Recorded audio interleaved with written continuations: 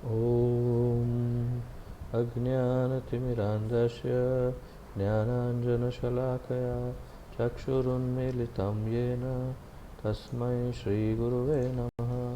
श्रीचैतन्यमनोभीष्टं स्थापितं येन भूतले स्वयं रूपकदा मह्यं ददाति स्वपदान्तिकं।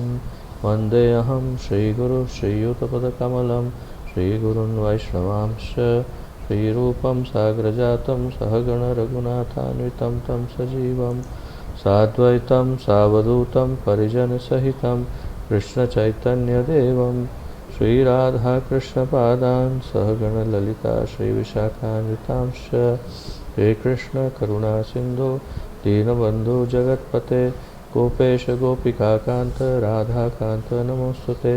तप्तकाञ्चन गौराङ्गी राधे वृन्दावनेश्वरी वृषभानुसुते देवी प्रणमामि हरिप्रिये।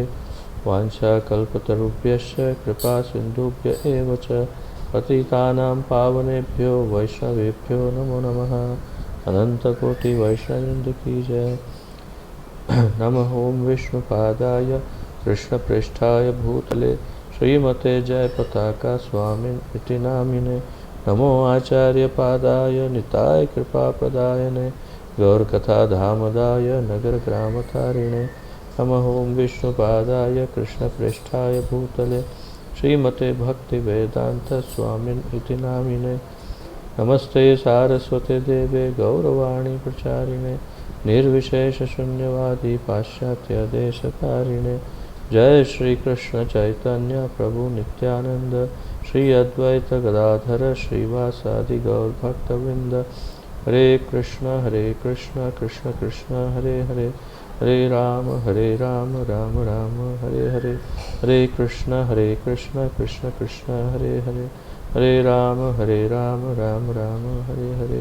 हरे कृष्ण कृष्ण कृष्ण हरे हरे हरे राम राम राम हरे हरे। तो आप सबका बहुत स्वागत है आज के इस सुमधुर अमृतमय मंथन में। इसका नाम है भक्ति रसामृत सिंधु। तो हम भक्ति रसामृत सिंधु ग्रंथ का आस्वादन कर रहे हैं और अभी हम 14वें अध्याय पे पहुँचे हैं। तो आइए आरंभ करते हैं 14वें अध्याय का अध्ययन।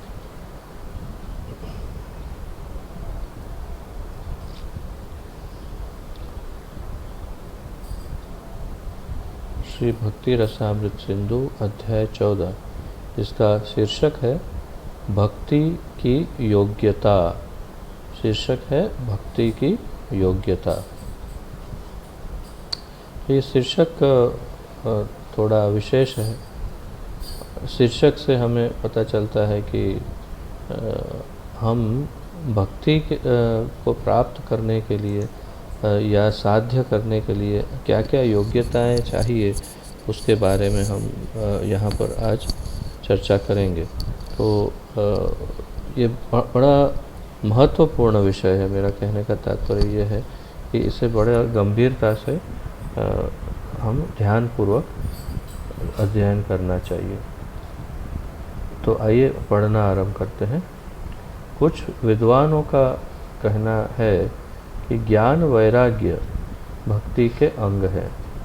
कुछ रूप गोस्वामी आरंभ करते हैं ज्ञान और वैराग्य से कि हम प्राय सुनते आते हैं कि भक्ति जो है वो माता है, उनके 2 पुत्र हैं ज्ञान और वैराग्य।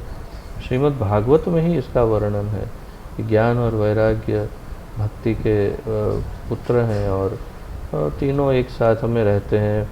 फिर वृंदावन में जाकर के, यहाँ पर भक्ति देवी गुजरात में बूढ़ी हो जाती है। जब वृंदावन में जाते हैं तो वो नवयौवन हो जाती है और ज्ञान और वैराग्य भी जाग जाते हैं। कुछ ऐसा कुछ हम हमेशा ये सुनते आ रहे हैं। तो रूप गोस्वामी उससे एक कदम आगे की बात यहाँ पर करेंगे। तो श्रीमद् भागवत में तो ये माहिती है, इन्फॉर्मेशन है, जानकारी है, परंतु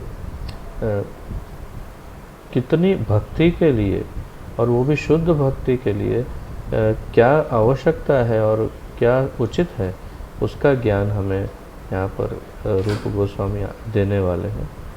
तो ज्ञान और वैराग्य का क्या रोल है भक्ति में, उसकी बड़ी विस्तृत चर्चा इस चैप्टर में रूप गोस्वामी करते हैं। तो ध्यान दीजिए, कुछ विद्वानों का यह कहना है कि ज्ञान और वैराग्य भक्ति के अंग हैं, परंतु यह सत्य नहीं है। वास्तव में भक्ति में प्रवेश के लिए उपयोगी होने पर ज्ञान वैराग्य को प्रारंभ में स्वीकार किया जा सकता है, पर अंत में वह अवस्था भी आती है जब उन्हें त्याग दिया जाता है।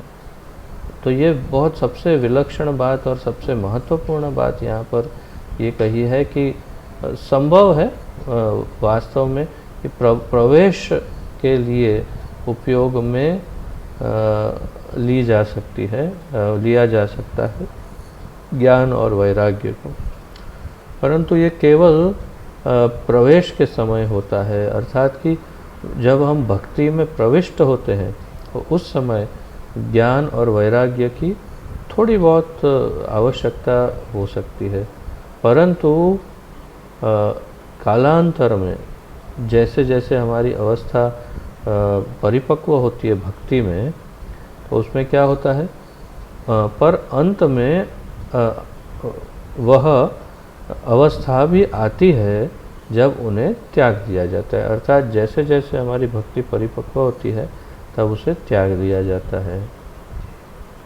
तो ये आप लोगों ने, यदि मुझे ज्ञान नहीं है, परंतु कभी रॉकेट को लॉन्च होते हुए देखा हो अवकाश में, तो वो बड़ा अद्भुत दृश्य होता है। शुरुआत में बहुत ही बड़ी साइज़ का रॉकेट पृथ्वी से निकलता है, जो सैटेलाइट लॉन्च होता है, सैटेलाइट, तो उसकी मैं बात कर रहा हूँ। तो बहुत बड़ा रॉकेट जो है ज़मीन से बहुत सारी अग्नि के साथ एकदम से अवकाश की तरफ आगे बढ़ता है, और फिर कुछ समय तक वो उड़ता रहता है, अग्नि छोड़ता रहता है, उगलता रहता है।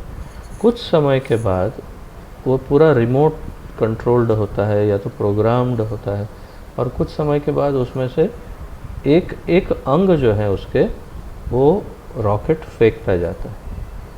एक एक अंग अलग होते हैं और उसे छोड़ देता है अवकाश में, तो और हल्का होता है, फिर और आगे जाता है, फिर थोड़ा आगे बढ़ने पर और एक वस्तु उसमें से निकल के अलग हो जाती है, और धीरे धीरे धीरे धीरे धीरे बिल्कुल अंत में केवल जो सैटेलाइट होता है जिसकी आवश्यकता होती है, केवल वो सैटेलाइट बच जाता है।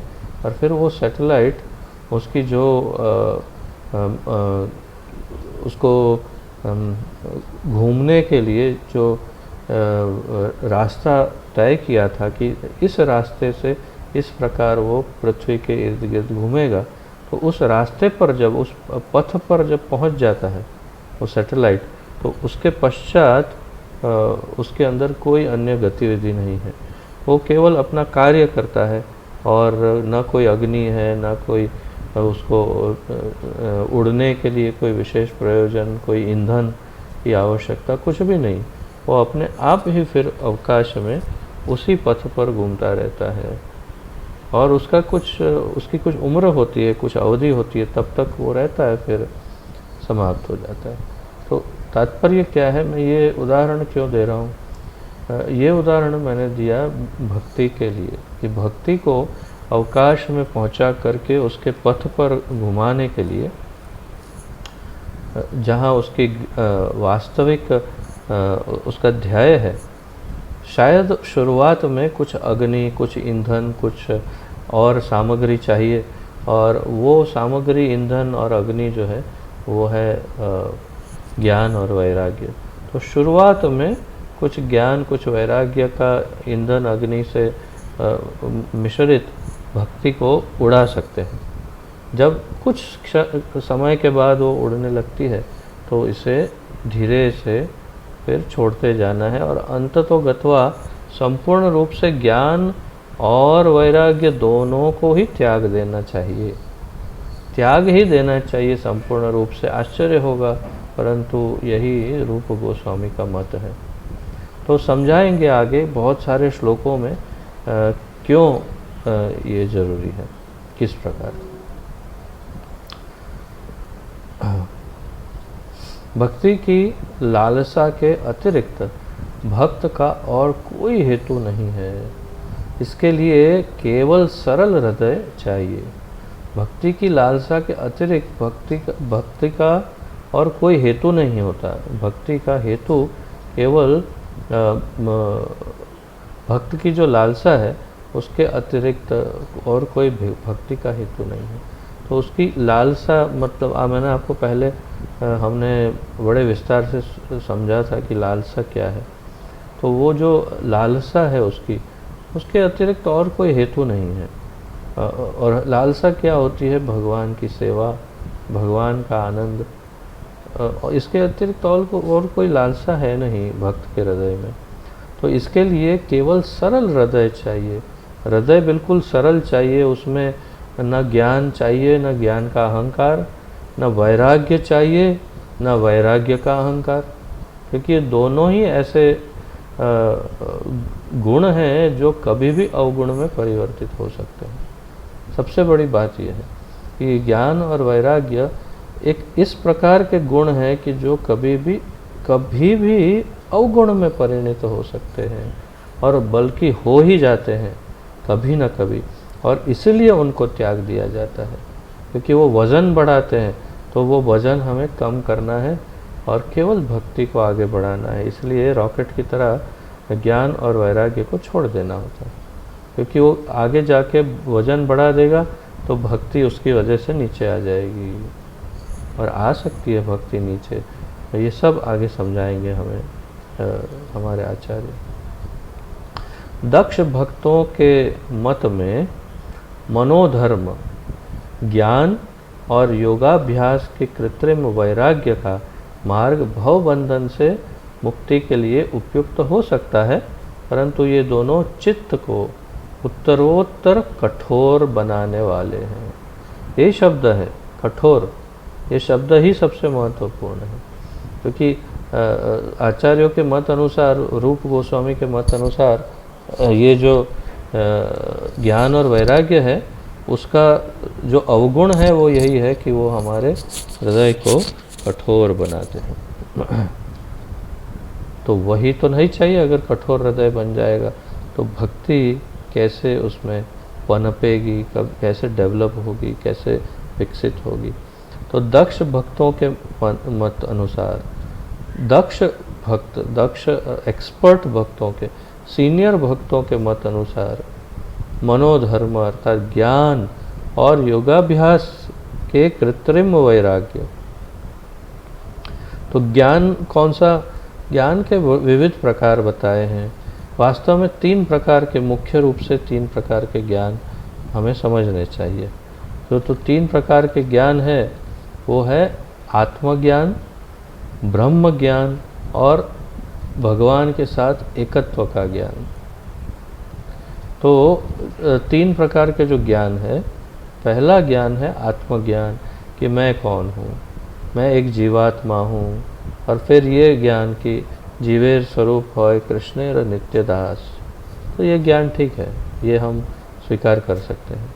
फिर दूसरा ज्ञान ब्रह्म ज्ञान या परब्रह्म ज्ञान कि ब्रह्म क्या है, परमात्मा क्या है, परब्रह्म परमेश्वर भगवान क्या है। तो उसका जो ज्ञान है वो भी ठीक है, उचित है कि भाई भगवान के 3 विभाजन है, उनके 3 मुख्य अंग है भगवान के, वे स्वयं और उनका परमात्मा स्वरूप और उनका बाह्य तेज शरीर का, जिसे कहते हैं ब्रह्म, निराकार ब्रह्म। तो ये सब ज्ञान के लिए ठीक है कि समझ में आएगा कि हाँ ठीक है। तो ये दोनों प्रथम दोनों ज्ञान जो है, आत्मज्ञान और ब्रह्म ज्ञान, उसे चल जाएगा। अगर नहीं भी होगा तो भी चलेगा। वैसे कई उत्तम कोटि के भक्त हैं कि विशेष रूप से गोपियाँ ही, कि जिन्हें आत्मज्ञान ज्ञान और ब्रह्म ज्ञान से भी कोई लेना देना नहीं, सिर्फ भक्ति। तो ये दोनों तो चलो फिर भी ठीक है, ये ज्ञान आ गए, परंतु एकत्व का ज्ञान अर्थात भगवान के साथ एकत्व का जो ज्ञान है वो उसका सड़ा हुआ या फिर बिगड़ा हुआ क्या कहते हैं अंतिम चरण है ज्ञान का। जब ज्ञान बिगड़ जाता है तो उसका अंतिम चरण ये हो जाता है कि मैं और भगवान दोनों एक ही है, बस वहीं से नष्ट हो जाता है सब कुछ। भक्ति संपूर्ण रूप से नष्ट हो सकती है इस विषैले ज्ञान से कि मैं और भगवान दोनों एक हैं। तो इस चरण का भक्त को इस चरण की कोई आवश्यकता नहीं होती कि एकत्व का ज्ञान, उसकी कोई आवश्यकता नहीं होती। तो इसीलिए डर के पहले 2 चरणों को कभी अंगों को यूज़ कर सकते हैं, इस्तेमाल कर सकते हैं ज्ञान के, परंतु अंतिम चरण में इतना सावधान हो जाना चाहिए भक्त को कि फिर धीरे धीरे उस ज्ञान को संपूर्ण रूप से छोड़ सकते।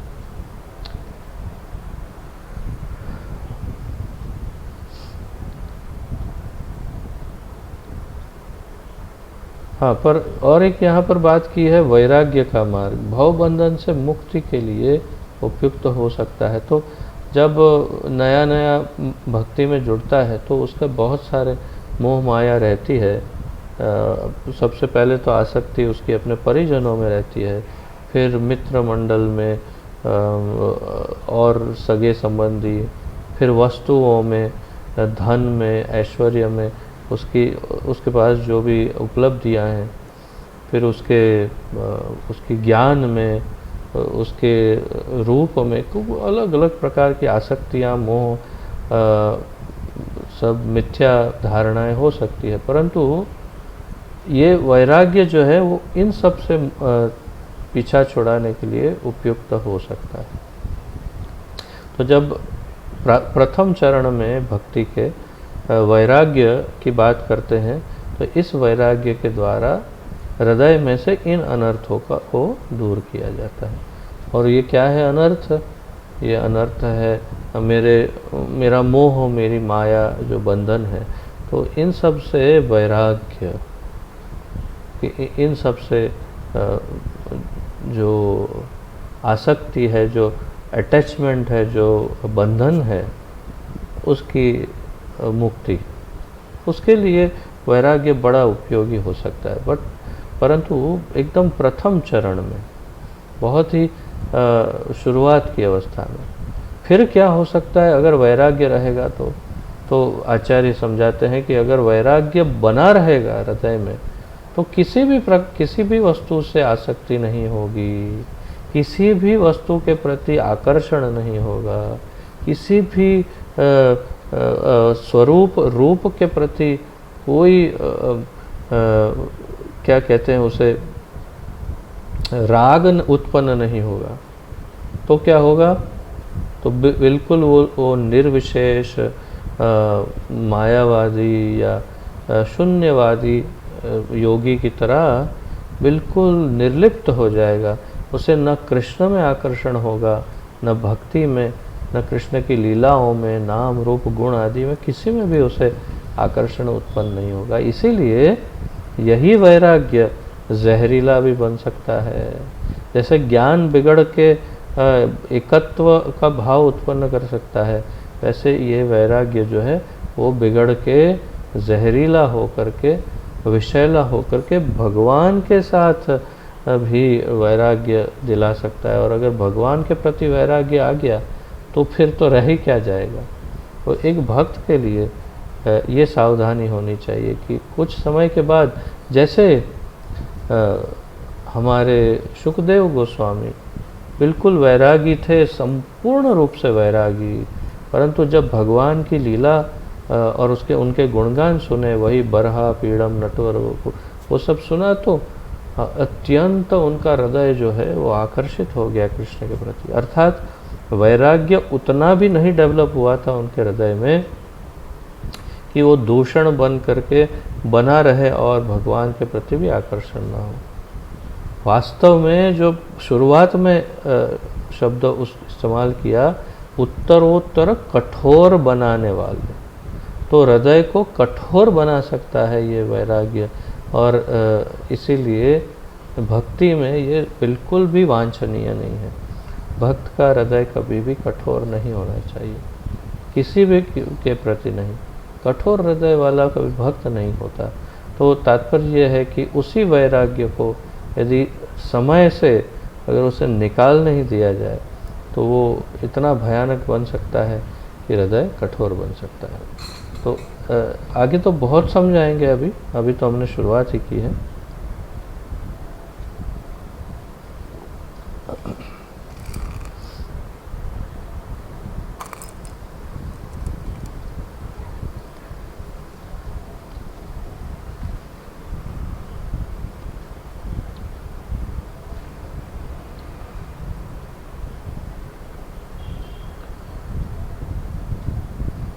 तो इनके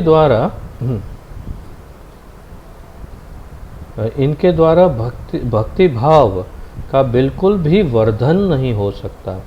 भक्ति भाव का वर्धन अर्थात कि भक्ति भाव बढ़ नहीं सकता। अतः भगवान की दिव्य प्रेममयी सेवा में प्रवेश पाने के लिए साधन अनुकूल नहीं है। ये क्षमा कीजिए, ये साधन अनुकूल नहीं है। अतः भगवान की दिव्य प्रेममयी सेवा में प्रवेश पाने के लिए ये साधन अनुकूल नहीं है। कौन सा साधन? ज्ञान और वैराग्य। वस्तुतः कृष्ण भावना भक्ति योग ही कृष्ण भावना भक्ति योग अर्थात कृष्ण भावनामृत जो हमारी कृष्ण भावना है, वही भक्ति योग में प्रगति का एकमात्र मार्ग है। अर्थात ये अंतर्राष्ट्रीय कृष्ण भावनामृत संघ इस्कॉन के अंतर्गत हम लोग जिस प्रकार की प्रैक्टिस करते हैं, जिस प्रकार का आचरण करते हैं, हमारे आचार्यों द्वारा प्रशिक्षित जिस प्रकार की हम भक्तिमय जीवन का जीने का प्रयास करते हैं, वो बिल्कुल उपयुक्त है। इसमें ये भय नहीं है। हमारे इस संस्था में जिस प्रकार का भक्ति का क्या कहते हैं, भक्ति के अंगों को विकसित किया है, वो इस प्रकार विकसित किया है आचार्यों ने कि जिससे बिल्कुल समय आने तक ज्ञान और वैराग्य दोनों का समन्वय है, परंतु जब बिल्कुल उपयुक्त समय आता है तो अपने आप ज्ञान और वैराग्य इसमें से धीरे धीरे विलीन हो जाते हैं। और यही यहाँ पर प्रभुपाद जी बता रहे हैं कि ये कृष्ण भावनामृत बहुत ही इसमें उपयुक्त है।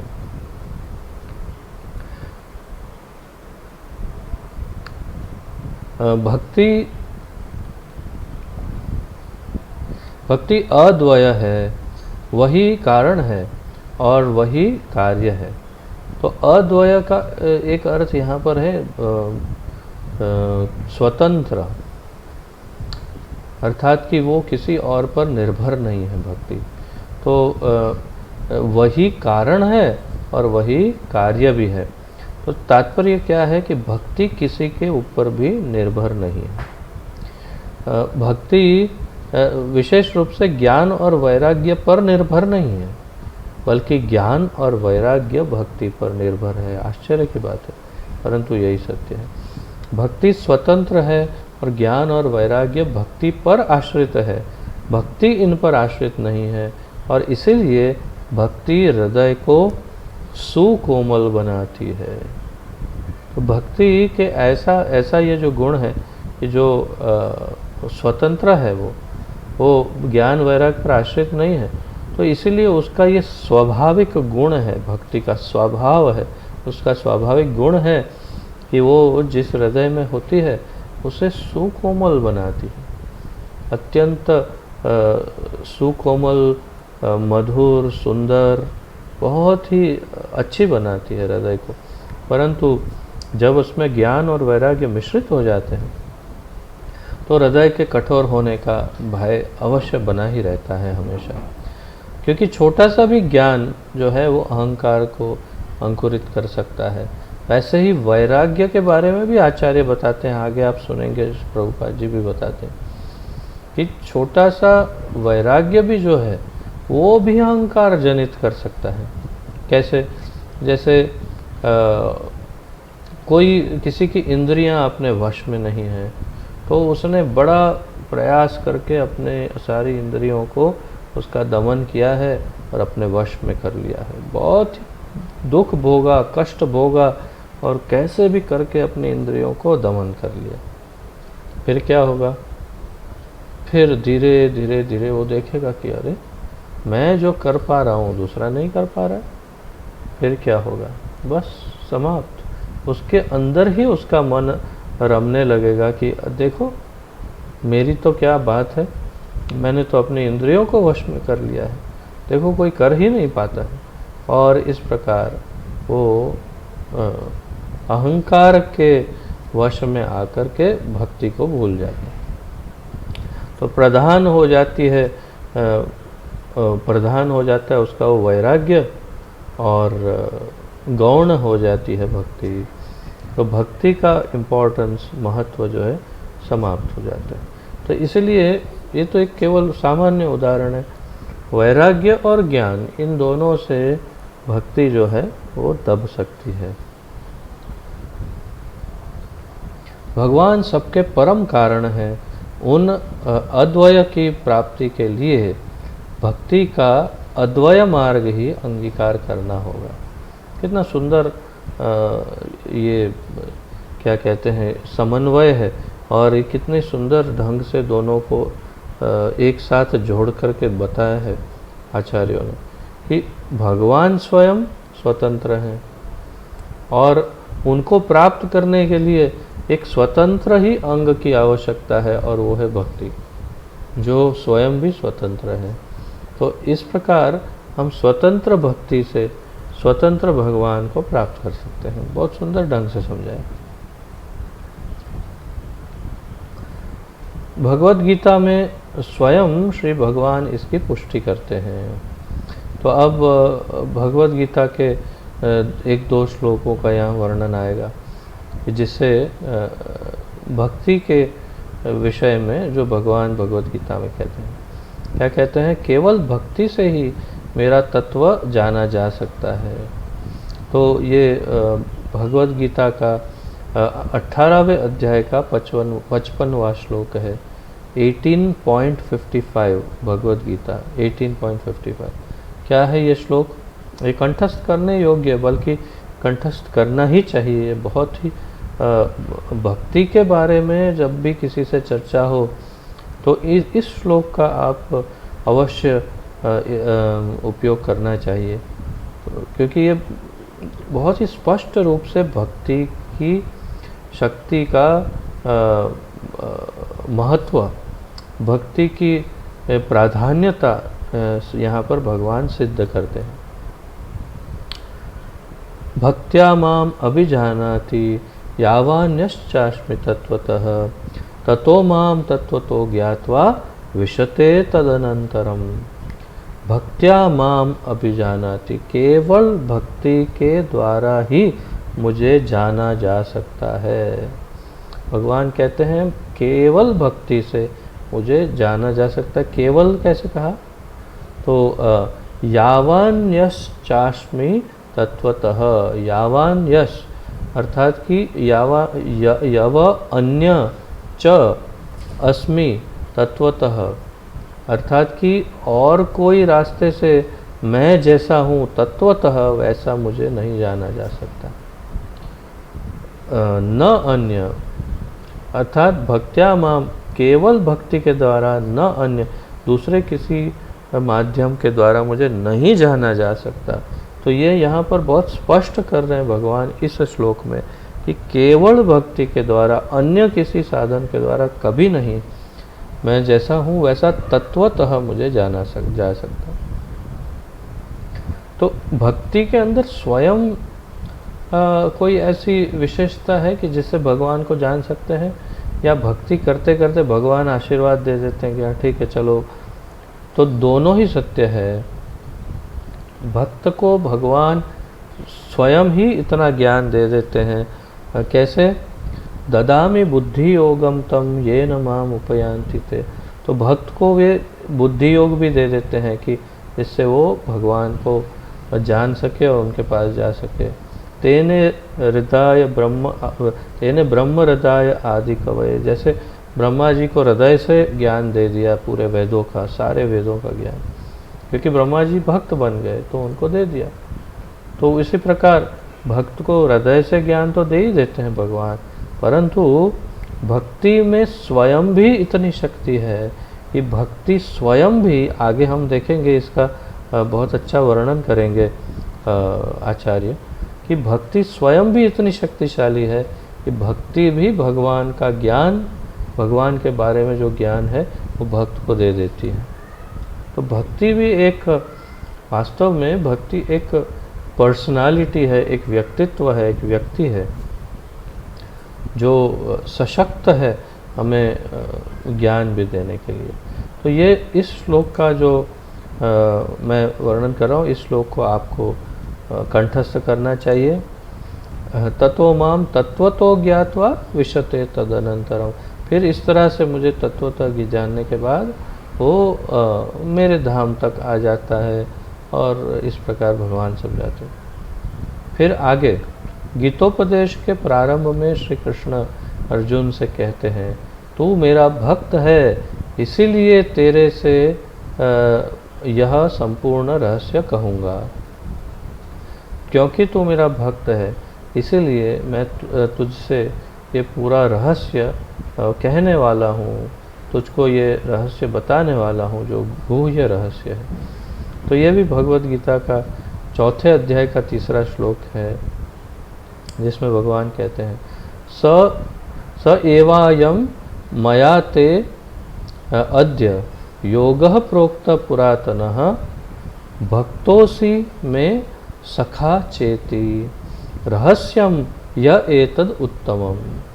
भक्तोऽसि में सखा चेति, मैं तुझे अपना भक्त और मेरा मित्र ये दोनों जान करके रहस्यम ही एतद उत्तमम, तो यही जो सबसे रहस्य गुह्य रहस्य है और जो उत्तम सबसे उत्तम रहस्य है उसका ज्ञान मैं तुमको देने वाला हूँ। क्योंकि मैं देखता हूँ तू मेरा भक्त है और तू मेरा मित्र भी है। तो यहाँ पर इस श्लोक में फिर से भक्ति का ही प्राधान्य है। भगवान ने उसी को ये गुह्य ज्ञान दिया जो उनका भक्त था।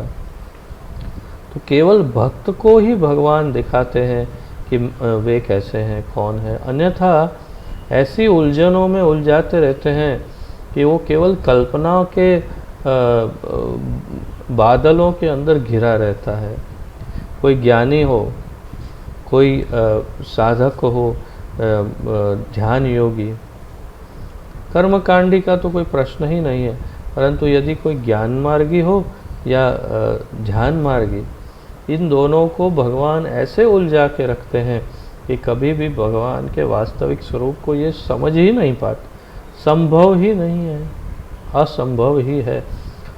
केवल भक्ति से भगवान स्वयं ही कह रहे हैं, भक्त्या माम अभिजानाति। एक और श्लोक है, शायद 11वें अध्याय का श्लोक है, नंबर याद नहीं है मुझे, 53 ऐसा कुछ है। भक्त्या त्वनन्या शक्य अहम एव विधोर्जुन। भक्त्या त्वनन्या शक्य अहम एवं विधोर्जुन। तो हे अर्जुन, जैसा मैं हूँ वैसा अगर जानना हो तो ये केवल भक्ति के द्वारा ही संभव है। भक्त्या त्वनन्या शक्य, तो दूसरे किसी रास्ते से माध्यम से ये शक्य नहीं है, केवल भक्ति के द्वारा ही शक्य है। क्या? अहम एवं विधोर्जुन। तो मैं जैसा हूँ ऐसा मुझे अगर जानना है तो उसके लिए केवल भक्ति की आवश्यकता है। तो तात्पर्य क्या है कि भक्ति स्वयं शक्तिशाली है, स्वतंत्र है, और भगवान को जानने और प्राप्त करने के लिए पर्याप्त है।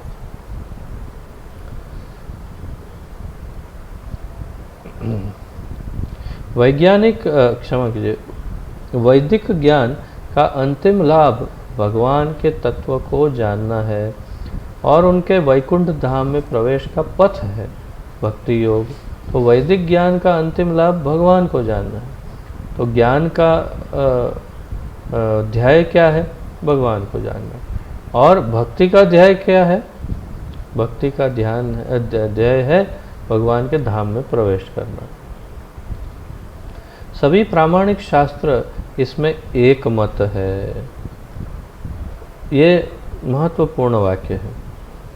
सभी प्रामाणिक शास्त्र इसमें एक मत है।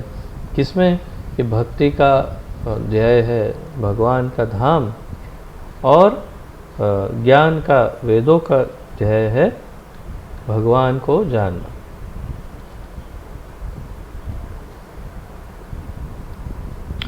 मनोधर्मी लोग भक्ति पथ का तिरस्कार करके दूसरों को दार्शनिक अन्वेषण में परास्त करने में ही लगे रहते हैं। इसलिए उनके हृदय में भक्ति भाव प्रकट नहीं होता। तो जो मनोधर्मी ज्ञान मार्गी लोग हैं, जो शुष्क ज्ञान, शुष्क अर्थात सूखा ज्ञान, जिसमें कुछ न मिठास है, न माधुर्य, न आनंद है, ऐसा सूखा ज्ञान जो बहुत लगता है, जो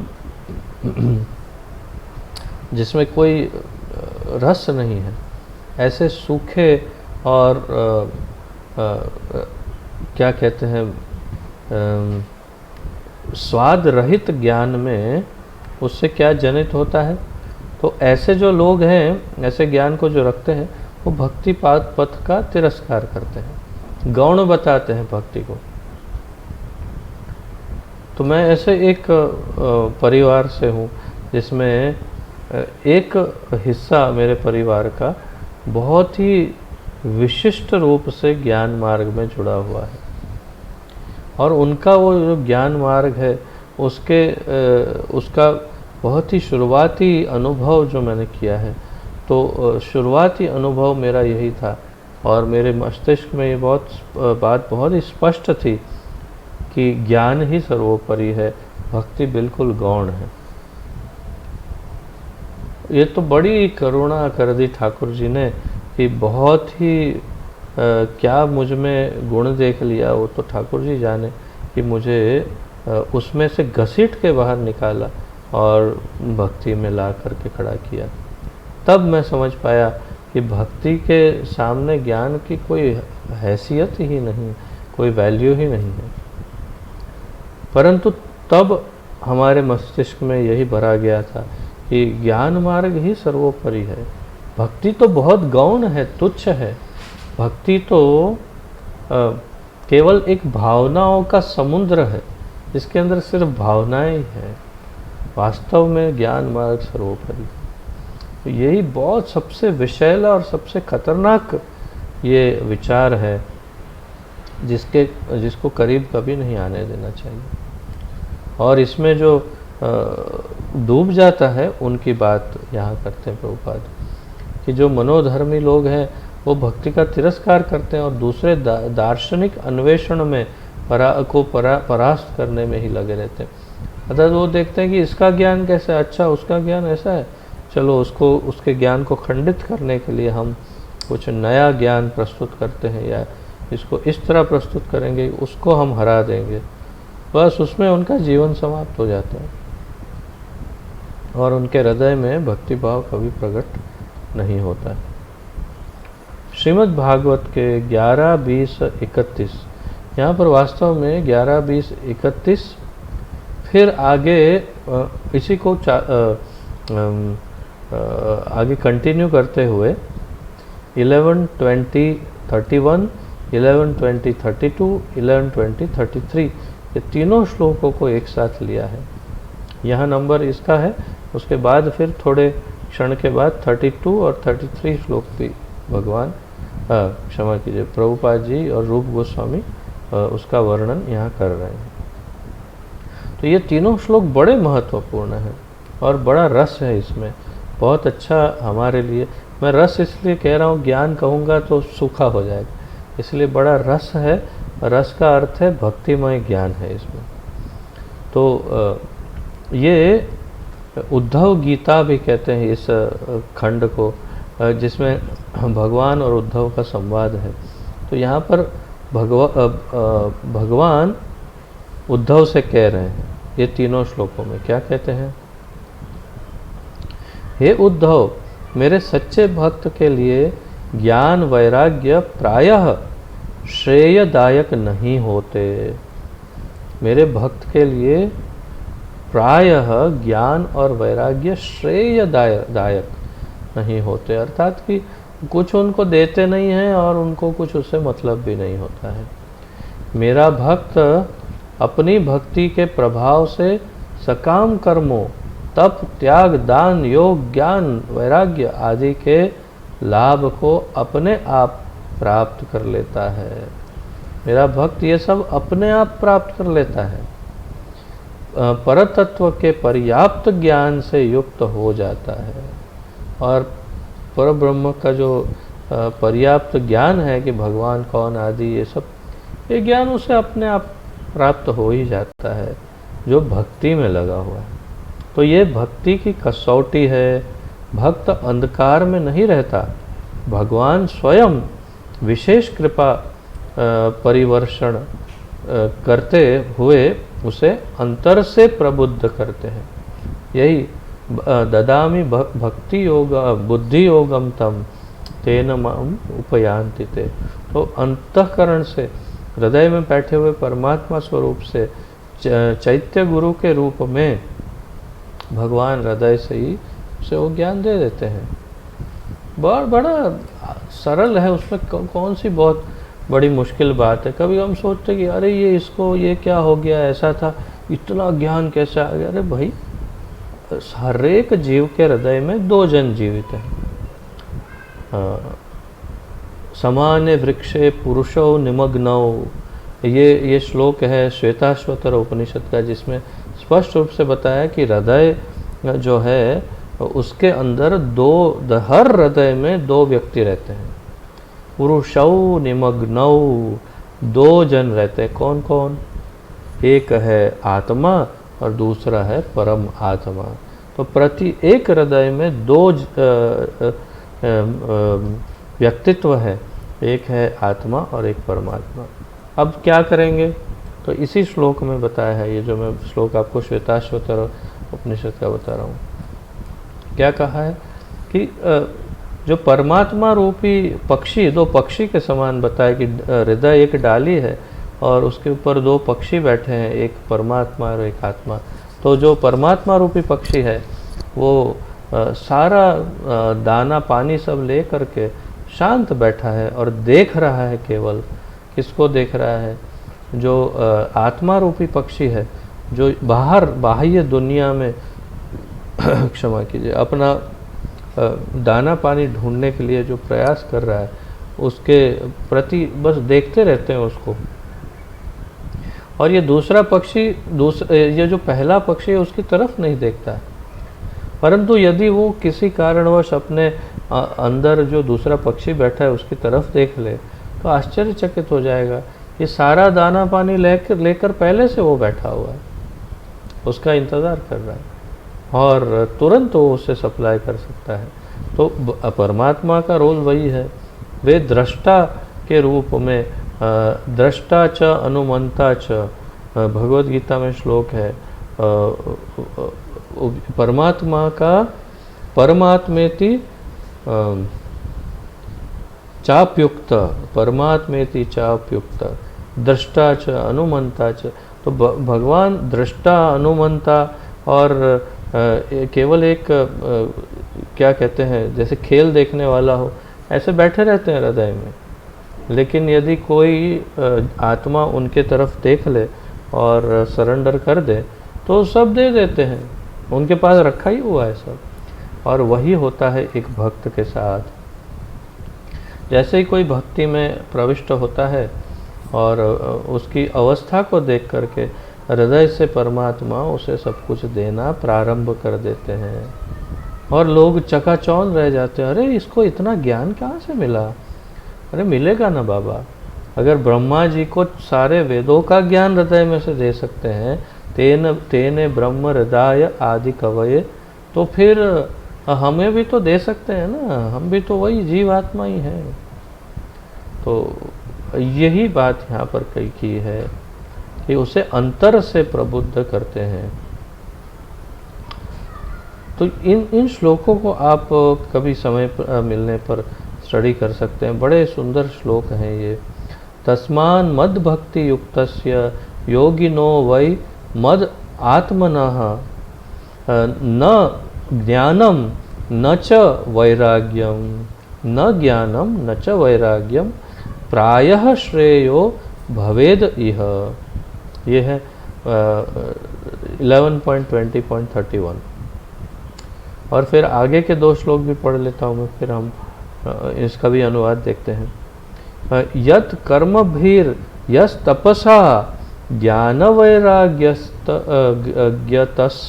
च यत् ज्ञान वैराग्य यस्तश्च यत् योगेन दान धर्मेण श्रेयो भीर इतरैरपि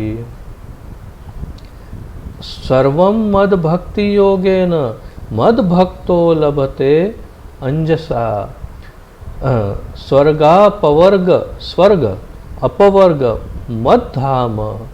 ये सबसे लास्ट लाइन जो है बड़ी महत्वपूर्ण है, हम जब ट्रांसलेशन पढ़ेंगे मैं फिर बताऊंगा। स्वर्ग अपवर्ग मद धाम कथंचिद यदि वांछति कथंचिद यदि वांछति। तो मैं यहाँ नहीं समझाऊंगा क्योंकि पहले अनुवाद को हम सम्मान देते हैं। प्रभुपाद जी कहते हैं, मैं कृष्ण उद्धव से, क्षमा कीजिए, भगवत गीता भागवत में 32 और 33 में श्री कृष्ण उद्धव से कहते हैं, हे सखे, मेरी सेवा में अनुरक्त मेरे भक्तों को तप त्याग दान ज्ञान वैराग्य आदि संपूर्ण सत्कर्मों का फल सुलभ हो जाता है। इस पर भी मेरी भक्ति के अतिरिक्त वे और कुछ नहीं चाहते। हालांकि एक भक्त को स्वाभाविक रूप से ज्ञान वैराग्य दान त्याग तप आदि के जो भी फल हो वो सब स्वाभाविक रूप से उसको मिल जाते हैं, या तो उसको मिलने के लिए वो प्राप्त करने के लिए वो क्या कहते हैं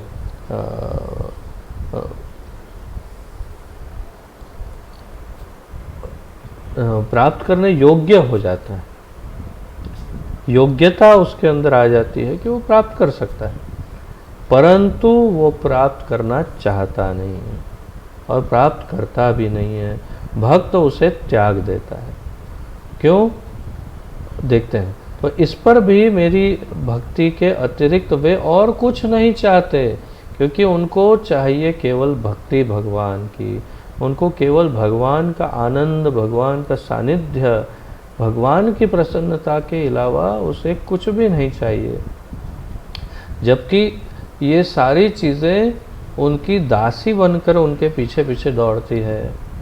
सबसे प्रमुख है ज्ञान और वैराग्य, ये दोनों उसके पीछे दौड़ते हैं, परंतु भक्त उनके सामने भी नहीं देखता है।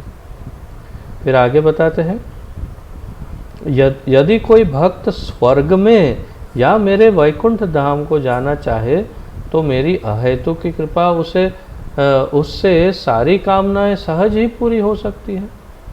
तो जैसे मैंने इस श्लोक में बताया आखिरी लाइन, तो आखिरी लाइन में क्या कहते हैं, आखिरी दो लाइन में, सर्वम मद भक्ति योगेन मद भक्तो लभते अंजसा। तो मेरी भक्ति योग में जो है वो मेरे भक्त को सब कुछ सुलभ है, अर्थात वो कुछ भी प्राप्त कर सकता है। क्या? स्वर्ग अपवर्ग मद धाम। उसको स्वर्ग चाहिए, ठीक है, कुछ बात नहीं, स्वर्ग ले जा। अपवर्ग पृथ्वी पर रहना है, कोई बात नहीं, यहाँ रह लो। मद धाम, मेरे धाम में आना है, आ जाओ, वो तो मैं वेलकम करता हूँ, आ जाओ। कथंचित यदि वांछति, अगर कुछ भी चाहिए वांछति कुछ भी इच्छा है तो वो सब मैं उसको दे देता हूँ। अर्थात कि एक भक्त के लिए सब कुछ अत्यंत सुलभ है, चाहे वो स्वर्ग हो, चाहे तप ध्यान आदि के फल ज्ञान वैराग्य हो, चाहे भगवान का धाम हो, सब कुछ सुलभ है। परंतु भक्त को चाहिए केवल भगवान की शुद्ध भक्ति और भगवान की प्रसन्नता। तो ये हमारे लिए सबसे महत्वपूर्ण है कि क्यों ज्ञान और वैराग्य का कोई भी महत्व भक्ति योग में नहीं है। भक्ति योग संपूर्ण स्वतंत्र है और ज्ञान और वैराग्य बिल्कुल शुरुआत में थोड़ा सा उपयोग में आते हैं और उसके पश्चात वे हृदय को अत्यंत कठोर बना देते हैं। मैंने प्रत्यक्ष अपने जीवन में ऐसे व्यक्तियों को देखा है कि जो शुरुआत में भक्ति में थे, बहुत अच्छी भक्ति में थे, और कुछ समय के बाद ज्ञान ने उनके ऊपर ऐसा अटैक किया, ऐसा आक्रमण किया कि उनका हृदय लगभग पत्थर सा हो गया और उनकी भक्ति लगभग संपूर्ण शून्य या नष्ट हो गई। ऐसे पर्सनली मैं ऐसे व्यक्ति को व्यक्तिगत रूप से जानता हूँ कि जो ज्ञान के प्रहार से, ज्ञान के आक्रमण से ऐसे निष्ठुर बन गए, उनका हृदय इतना कठोर हो गया कि भक्ति जो थोड़ी बहुत भी अंकुरित हुई थी वो संपूर्ण नष्ट हो गई। तो तात्पर्य यह है कि रूप गोस्वामी इतने सारे अनंत श्लोकों के आधार पर, शास्त्रों के आधार पर ये स्थापित कर रहे हैं कि ज्ञान और वैराग्य की आवश्यकता भक्त को बिल्कुल नहीं होती। शुरुआत में शायद थोड़ा सा, जैसे मैंने रॉकेट का एग्जाम्पल दिया, रॉकेट की तरह थोड़ा सा उड़ने के लिए आवश्यकता पड़ सकती है, परंतु फिर उसे छोड़ देना होता है। कृष्ण भावना के सेवन में लगे पुरुषों में यदि कुछ विषय वासना शेष भी हो तो सद्गुरु के आदेश अनुसार नियमित रूप से भक्ति का साधन करते रहने से वह इस प्रवृत्ति से शीघ्र मुक्त हो जाता है। ये भी बहुत ही महत्वपूर्ण बात है कि अगर कुछ कचरा बच गया है तो क्या होगा।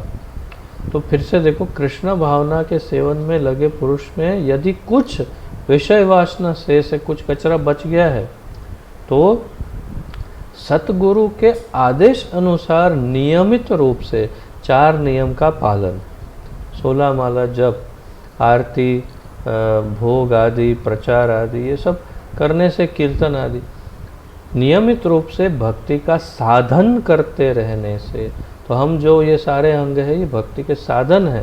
साधन करते रहने से क्या होगा, वह इस प्रवृत्ति से भी शीघ्र मुक्त हो जाता है, अनर्थों की निवृत्ति हो जाती है, जिसे रूप गोस्वामी कहते हैं अनर्थ निवृत्ति।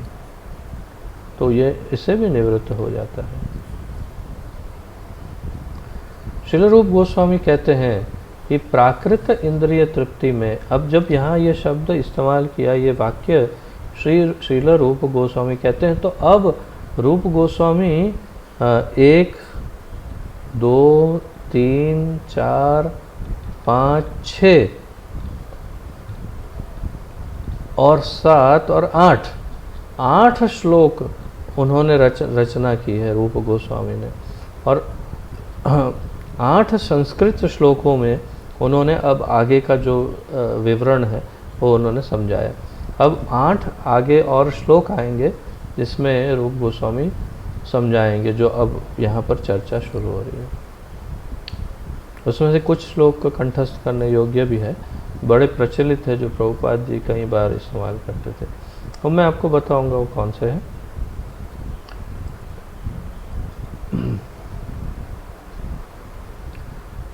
श्रील रूप गोस्वामी कहते हैं कि प्राकृत इंद्रिय तृप्ति में आसक्ति नहीं होनी चाहिए, परंतु श्री कृष्ण से संबंधित प्रत्येक वस्तु का ग्रहण करें।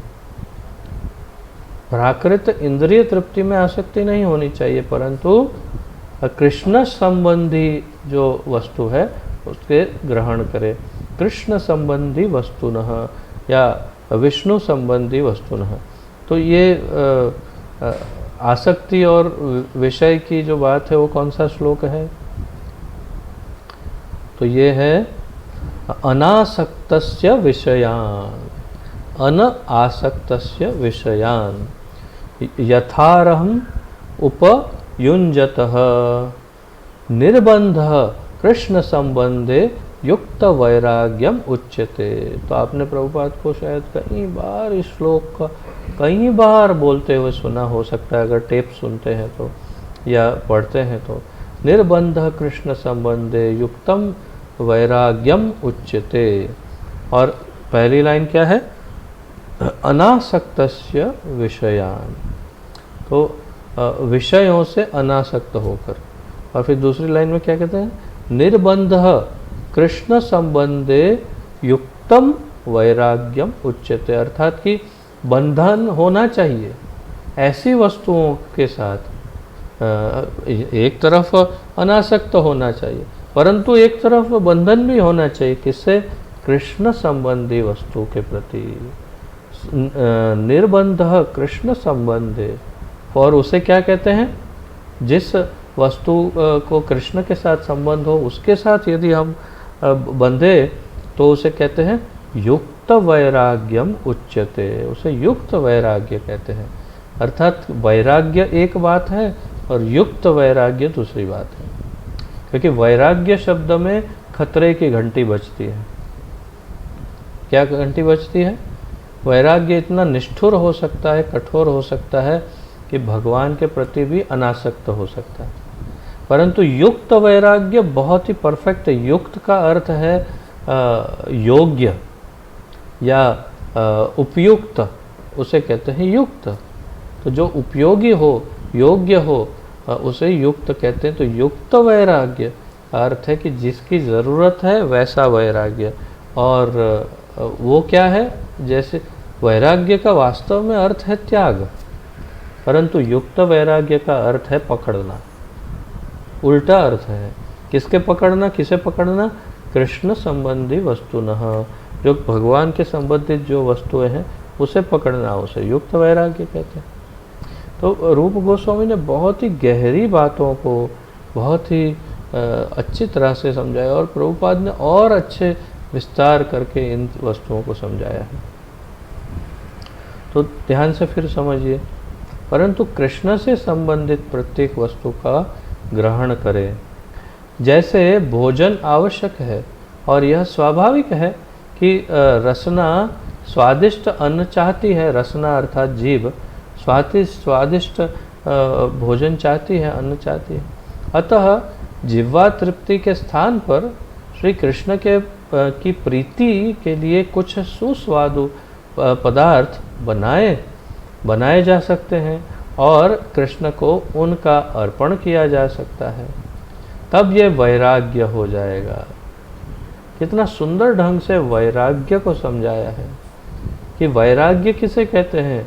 वैराग्य कहते हैं प्रत्येक वस्तु को ठाकुर जी को अर्पण करके प्रसाद को ग्रहण करना, उसे कहते हैं वैराग्य। इससे विपरीत क्या है वो भी बताएंगे आगे। तो बात कुछ अच्छा लगता है और उठाया और खा लिया, उसे कहते हैं आसक्त या फिर वैराग्य से विपरीत। परंतु वैराग्य किसे कहते हैं? कि जो कुछ भी अच्छा लगता है यदि वो भगवान को भोग लग सकता है तो उसे पहले भगवान को भोग लगाया जाए और फिर उसका प्रसाद का आस्वादन किया जाए, उससे कहते हैं युक्त वैराग्य या वैराग्य। स्वादिष्ट पदार्थ बनाए परंतु श्री कृष्ण को अर्पण किए बिना उन्हें खाना नहीं चाहिए। जो कृष्ण को अर्पित न हुआ हो उन पदार्थों को ग्रहण न करने का यह नियम वास्तव में वैराग्य है। साथ ही इस वैराग्य के द्वारा इंद्रियों के वेग को शांत किया जा सकता है। तो अपने आप इंद्रियां इस प्रकार के नियमों से शांत हो जाएगी। निर्विशेषवादी जो सब प्राकृत वस्तुओं से बचना चाहते हैं, वस्तुओं से बचना चाहते हैं, चाहे कितना भी तप त्याग क्यों न करें, पर भगवत सेवा करने का अवसर कभी नहीं पाते। अब यहाँ एक नया विषय है कि जो निर्विशेषवादी है वो सब प्राकृत वस्तुओं का त्याग करते हैं और अपने इंद्रियों का दमन करते हैं और बिल्कुल निर्लिप्त होने का प्रयास करते हैं। वो चाहे कितना भी तप त्याग क्यों न करे, पर भगवत सेवा करने का अवसर कभी उन्हें प्राप्त नहीं होता। अतः उनका वैराग्य समसिद्धि के लिए पर्याप्त नहीं है। तो ऐसा वैराग्य किसी भी कार्य में उपयुक्त नहीं है, भगवान के भक्ति के किसी कार्य में उपयुक्त नहीं है, जिसे समसिद्धि कहा यहाँ पर। तो भक्ति के लिए ऐसा वैराग्य कोई काम का नहीं। ऐसे अनेक उदाहरण हैं जहाँ भक्ति से संबंध रहित कृत्रिम वैराग्य का अभ्यास करते हुए निर्विशेषवादी फिर भवबंधन में गिर गए हैं। ऐसे कई उदाहरण हैं, कह रहे हैं प्रभुपाद जी, कि जो ऐसी कृत्रिम वैराग्य की प्रैक्टिस करते करते करते एक समय आता है जब पता चला कि अचानक शादी कर ली, या तो अचानक बिजनेस खोल दिया, अचानक अपना जो बहुत लंबा चौड़ा आध्यात्मिक सफ़र था उसका अंत ला दिया। ऐसे कई, मैं नाम ही नहीं ले सकता क्योंकि ये ऑनलाइन अपलोड होता है, परंतु मैं ऐसे आपको उदाहरण मेरे स्मरण में आ रहे हैं कि जो बड़े बड़े बहुत बड़े बड़े नाम जो भक्ति में या तो किसी ऐसे आध्यात्मिक अंग में, भक्ति में तो हो ही नहीं सकते, आध्यात्मिक अंग में कहीं ना कहीं बहुत ही आगे बढ़ गए और फिर अचानक वापस आ गए, बहुत आगे चले गए, सब छोड़ दिया और फिर वापस आ गए। ऐसे कई जीव हैं जिन्होंने ऐसे उदाहरण स्थापित किए। जो रजनीश जी के जो शिष्य हैं उनमें ऐसा उदाहरण बहुत है। कारण हम उस पर कोई चर्चा या विश्लेषण नहीं कर रहे, परंतु फल ये है, फल क्यों है उसका भी विश्लेषण नहीं कर रहे, परंतु ऐसे अनेक अनेक शिष्य हैं उनके जो संपूर्ण सब कुछ त्याग करके उनके पास चले गए थे और फिर वापस आ गए। जैसे एक ये फिल्म के अभिनेता थे विनोद खन्ना, उन्होंने अपना संपूर्ण कैरियर शून्य कर दिया, सब कुछ परिवार बच्चों को त्याग करके वो रजनीश जी के आश्रम में रहने चले गए। कुछ वर्ष पूर्व जब उनका सब कुछ समाप्त हो गया वहाँ पर अमेरिका में, तो ये महाशय भी वापस आ गए और अपने उसी परिवार में जुड़ के फिर वापस फिल्म इंडस्ट्री में भी ज्वाइन हो गए। तो वो वैराग्य किस प्रकार का था, कोई मैं इसमें टिप्पणी नहीं कर रहा हूँ, परंतु एक उदाहरण है कि जब भक्ति इसके अंदर समाहित ना हो तो कितना भी आगे बढ़ने पर वो वैराग्य, जैसे यहाँ पर ये शब्द इस्तेमाल किया है, निर्विशेषवादी फिर भवबंधन में गिर गए हैं, तो गिर जाते हैं। और यही इसके बहुत उदाहरण हैं। वर्तमान काल में भी बहुत से नामधारी त्यागी हैं जो संन्यास लेकर ब्रह्म सत्यम का दंभ करते हैं।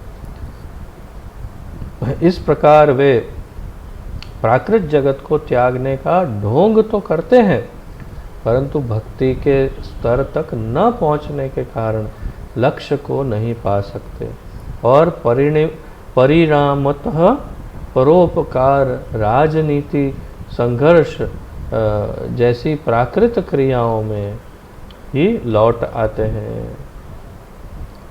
ये उदाहरण है। कितने ही तथाकथित सन्यासी हुए जिन्होंने जगत को असत्य कहकर त्यागा था, पर फिर प्राकृत जगत में ही लौट आए, क्योंकि उन्हें अपने यथार्थ आश्रय भगवान के चरण कमलों की अभिलाषा नहीं थी, क्योंकि उनको अपने यथार्थ आश्रय भगवान के चरण कमलों की अभिलाषा नहीं थी। निर्विशेषवादी शून्यवादी थे, इसलिए सबको, ये जगत को मिथ्या बताने वाले वापस संसार में गिर गए। इसी मिथ्या देवी से फिर शादी कर ली। तो ऐसे अनेक उदाहरण हैं जिसपे हम हंसी कर सकते हैं, हम उन पर हंसी उड़ा करके उनकी मजाक भी उड़ा सकते हैं, क्योंकि अहंकार जो था वो प्रदर्शित हो रहा है इसमें। जो वैराग्य का अहंकार है, ज्ञान का अहंकार है, वही इस प्रकार गिर सकता है। तो ऐसी किसी भी वस्तु को त्यागना ठीक नहीं जो भगवान की सेवा में लग सकती है। यह भक्ति मार्ग का गूढ़ रहस्य है। कृष्ण भावना और भक्ति में प्रगति के अनुकूल कोई भी वस्तु को स्वीकार कर लेनी चाहिए। तो ये सब अब जैसे आगे और श्लोक हैं उसमें बताया गया है। उसके बाद वाला श्लोक है, प्रपंचिकत्य बुद्धया हरि संबंधी वस्तुनः, हरि संबंधी वस्तुनः, हरि के संबंध की वस्तु, कृष्ण संबंधी वस्तु जो है, हरि संबंधी वस्तुनः, उसको क्या करना चाहिए? मुमुक्षु भी परित्यागो वैराग्यम फल्गु कथ्यते। तो यहाँ पर इसका बहुत अच्छा विवरण है, अभी चल ही रहा है। उदाहरणार्थ अपने इस कृष्ण भावनामृत आंदोलन को बढ़ने के लिए हम वायुयान, विमान आदि नाना यंत्रों और अनेक उपकरणों का उपयोग कर रहे हैं। कभी कभी लोग पूछते हैं, जब आप प्राकृत सभ्यता की निंदा करते हैं तो फिर प्राकृत पदार्थों का उपयोग क्यों कर रहे हैं? पर प्रभुपाद जी बताते हैं, पर हम वास्तव में निंदा नहीं करते। हम तो केवल इतना कहते हैं कि लोग जो कुछ काम करें वह कृष्ण भावना भावित होकर करें। अर्थात कि जो कुछ भी है उन सब चीज़ों को भगवान की सेवा में लगाएं। जो कुछ लग सकती है वो सारी वस्तुओं का उपयोग भगवान की सेवा के लिए करें। क्यों? समसिद्धिम हरितोषणम, शास्त्र कहते हैं समसिद्धिम हरितोषणम, जो कुछ भी है सारी सिद्धियां जो हैं उनका उपयोग क्यों होना चाहिए, कहाँ होना चाहिए? हरितोषणम, भगवान को आनंद देने के लिए उनका उपयोग होना चाहिए। ये शास्त्र का कथन है और यही प्रभुपाद बता रहे हैं कि हम वही कर रहे हैं। जो कुछ भी वस्तुएं हैं, जैसे हम मोबाइल का इस्तेमाल करते हैं, उसमें व्हाट्सएप का इस्तेमाल करते हैं, फेसबुक का इस्तेमाल करते हैं, वस्तुतः लोग यही भौतिक जगत में भी वही हो रहा है, हम भी वही कर रहे हैं। तो अंतर क्या है? बहुत बड़ा अंतर है। हम इस टेक्नोलॉजी का उपयोग कर रहे हैं, अभी जो कर रहे हैं, किस लिए कर रहे हैं? हरि तोषणम, भगवान के और उनके भक्तों के आनंद, भगवान की प्रसन्नता के लिए कर रहे हैं, उनकी सेवा के लिए। तो हम यही सारे उपकरणों का उपयोग अगर भगवान की सेवा के लिए करें तो ये युक्त वैराग्य है। तो हरि संबंधी वस्तु, और ये उसे हरि संबंधी वस्तु कहते हैं, फिर वो त्याग के योग्य नहीं होता।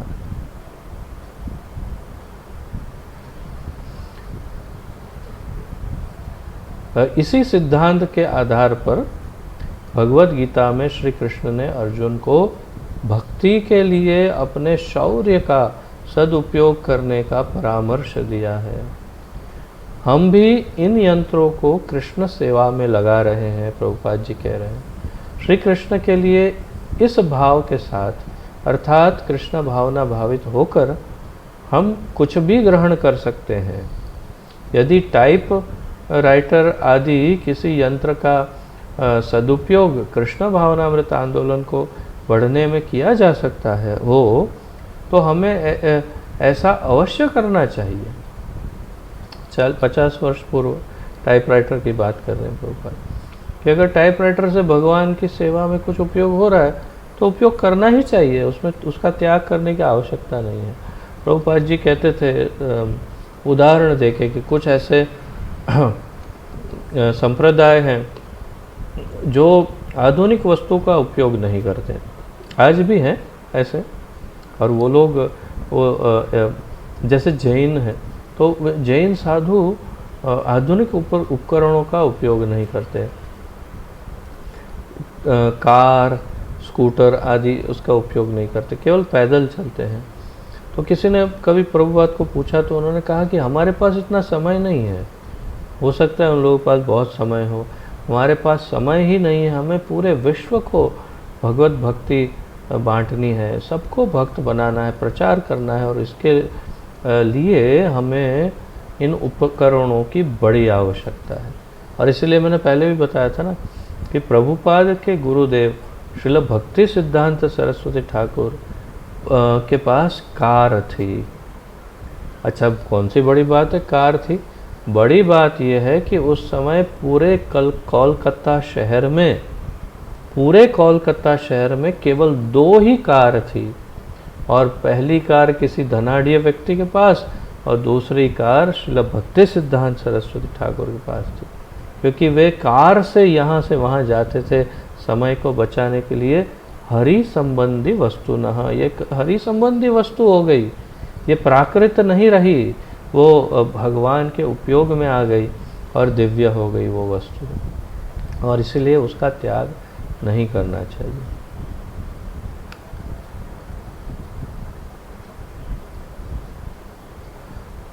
हमारी दृष्टि में श्री कृष्ण सर्वरूप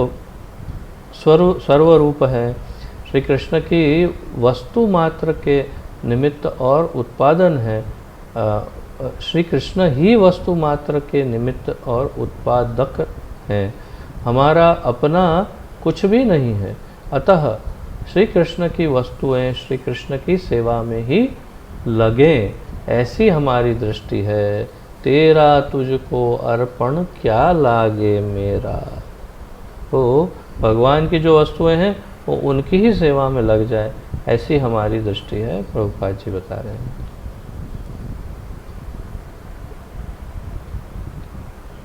इसका यह अर्थ नहीं है कि हम भक्ति के साधन को छोड़ बैठे अथवा तत्संबंधी विधि विधान का तिरस्कार करें।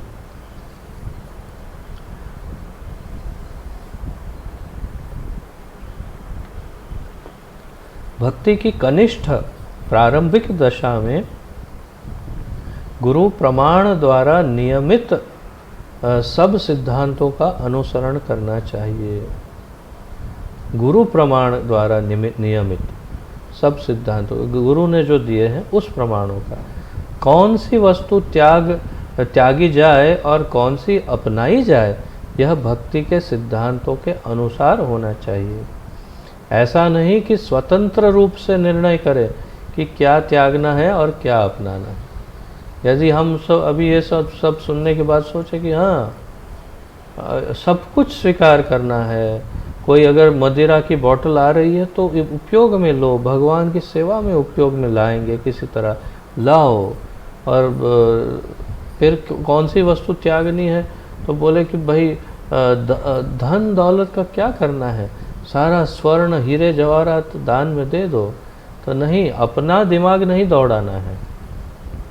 कौन सी वस्तु का त्याग करना है और कौन सी वस्तु को भगवान की सेवा में स्वीकारना है, उसे अपने गुरु से मार्गदर्शन प्राप्त करना है, और गुरु के मार्गदर्शन के अंतर्गत ही त्याग या स्वीकार को करना चाहिए, अन्यथा हम गलती कर सकते हैं। अतः भक्त का मार्गदर्शन करने के लिए भगवान श्री कृष्ण के प्रतिनिधि और बाह्य प्रकाश के रूप में सद्गुरु का आश्रय आवश्यक है। इसलिए गुरु का आश्रय आवश्यक है। गुरु को चाहिए कि धन संचय और बहु विषयों के प्रवाह में बह न जाए। तो अब गुरु के लिए थोड़ी चेतावनी, धन संचय में और विषय वस्तुओं में इसमें बह नहीं जाए गुरु। सद्गुरु ऐसा कभी नहीं करता, परंतु कभी कभी यदि गुरु भली भांति अधिकृत नहीं हो, स्वेच्छा से गुरु बना हो, तो वह धनराशि और शिष्यों की बड़ी संख्या को लेकर गिर सकता है। तो कई बार जो सेल्फ मेड गुरु जिसे कहते हैं, सेल्फ मेड गुरु स्वयं ही अपने आप को गुरु बना। आजकल बस टीवी में देखते रहो, आध्यात्मिक चैनलों पर देखो, आपको ऐसे बहुत सारे असंख्य सेल्फ मेड गुरु दिखेंगे। कभी कभी तो ये लगता है कि अगर कोई छूट दे दें तो एक एक को उनको क्योंकि ऐसे ऐसे सेल्फ मेड गुरु दिखते हैं। आप देखते जाओ, बस ऊपर से शुरू करो नीचे तक, उनके बाल देखो तो ऐसे विचित्र प्रकार के बालों के स्टाइल। फिर तिलक पे आओ तो आहा, तिलक में तो क्या क्या इनोवेटिव डिज़ाइन जैसे कहते हैं, मॉडर्न आर्ट। अब जैसे वो कोई चित्र बना रहे हो, इस प्रकार से उसके अंदर कभी ये डाल दिया, कभी ये निकाल दिया, कभी इधर से निकाला, कभी उधर से निकाला, कुछ ना कुछ उसमें ऐसा विविधता लाते हैं। फिर वस्त्र आभूषण देखो तो राजा महाराजा जैसे वस्त्र आभूषण, और क्या क्या नहीं करते, कान में कुंडल पहनते हैं और इतना भयानक दिखते हैं, और पता नहीं सामने 10-10 हज़ार लोग बैठ के सुनते हैं। यही मुझे आश्चर्य होता है कि जन समुदाय के मस्तिष्क को क्या हो गया है, क्या हो गया है सामान्य बुद्धि को। ऐसे ऐसे विदूषक जैसे, जोकर जैसे लोगों को सुनने के लिए 10-10 हज़ार लोग सामने बैठ जाते हैं। तो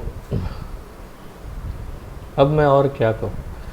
तो ये सब शिष्यों की बड़ी संख्या को लेकर फिर ये सब गिर सकते हैं। इन लोगों के पास बड़े शिष्य आएंगे, बहुत धन आएगा और अंत में गिर जाएंगे।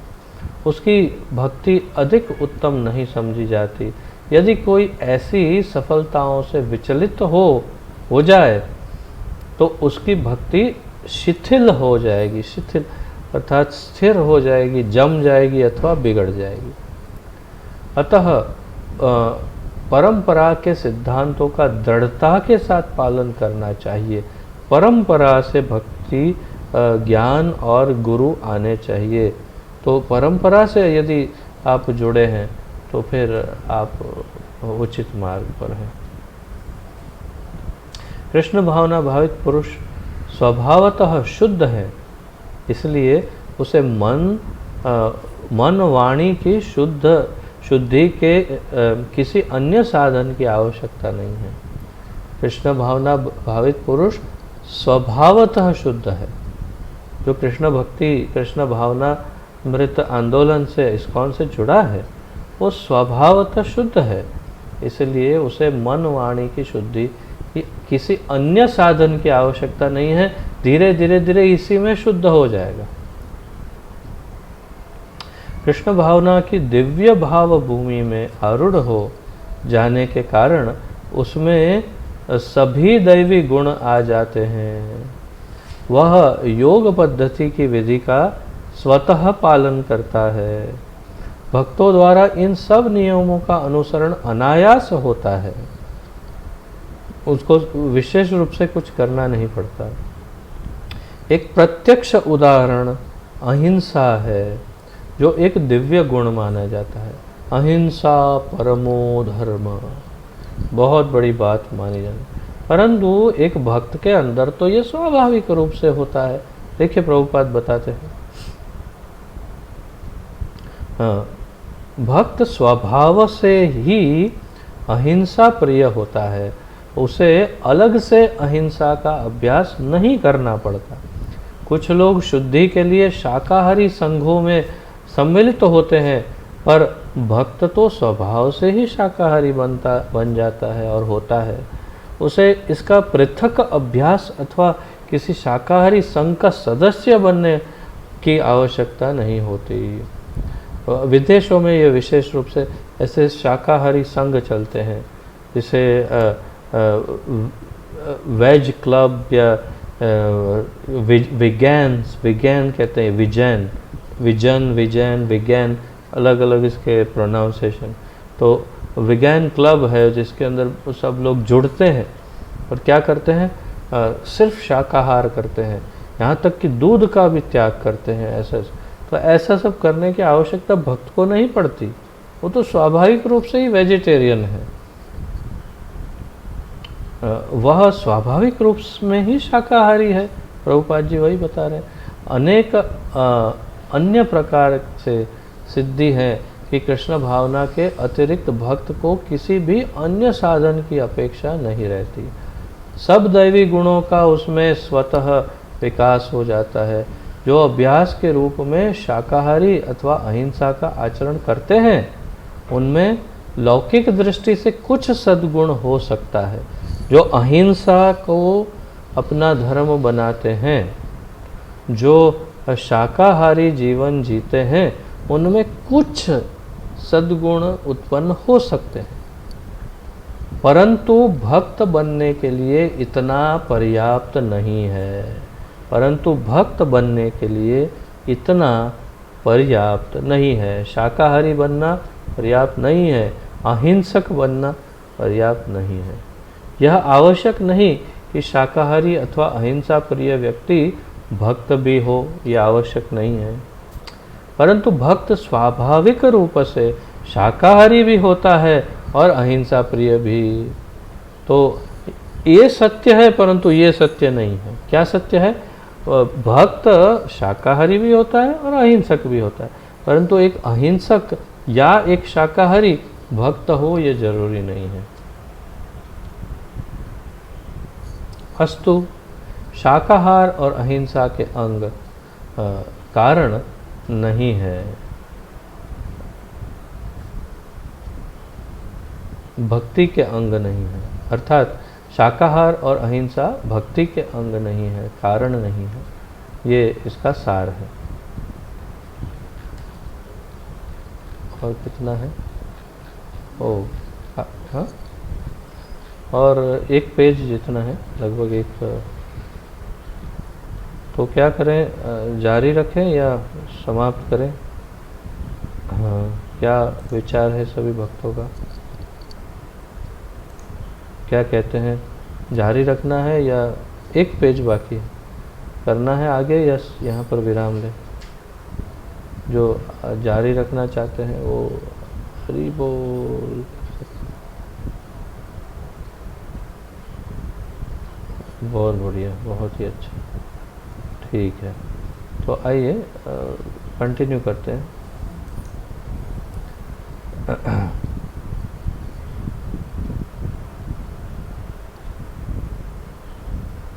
इस संदर्भ में स्कंद पुराण में एक व्याध की कथा है, जो नारद मुनि के उपदेश से महाभागवत बन गया। एक बहेलिया, व्याध अर्थात एक शिकारी, उसकी कथा आप सबने शायद सुनी ही होगी। अभी मैं कथा में नहीं जा रहा हूँ डीप में, सार में बता देता हूँ कि वो जो बहेलिया था, व्याध जो शिकारी था, वो उसका एक उनकी परंपरा थी, वो खानदानी परंपरा कि जब वो शिकार करते तो जानवर को थोड़ा सा मारते, थोड़ा गला काट के छोड़ देते, फिर जब वो तड़पता तो उसका बड़ा आनंद लेते, वो तड़प तड़प तड़प के मर जाते। तो ऐसे महाभयानक व्याध को जब नारद मुनि मिले तो उसका हृदय परिवर्तन हुआ। क्यों न हो, भक्त का संग बड़ा ही शक्तिशाली होता है। तो उसके सारे दूषण समाप्त हुए और वो बहुत उत्तम भक्त बन गया। ये उदाहरण है शास्त्रों में। तो इसी कथा की बात है। तो स्कंद पुराण में व्याध की कथा है, जो नारद मुनि के उपदेश से महाभागवत बन गया। भक्त हो जाने पर वही व्याध किसी चींटी को भी नहीं मारता था।